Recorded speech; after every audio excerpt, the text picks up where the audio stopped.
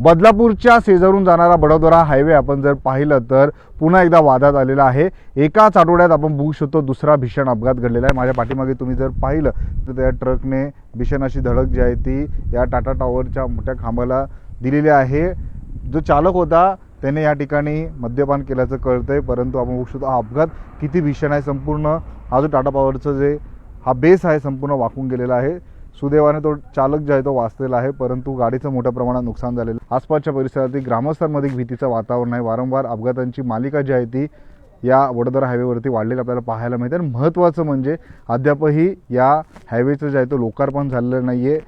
रस्ता जेवढा झाला तेवढे वाहनं जात आहेत, परंतु आपण जर पाहिलं तर उद्घाटनापूर्वीच वारंवार अपघात होत असल्यामुळे तब्बल हा 6वा अपघात आहे।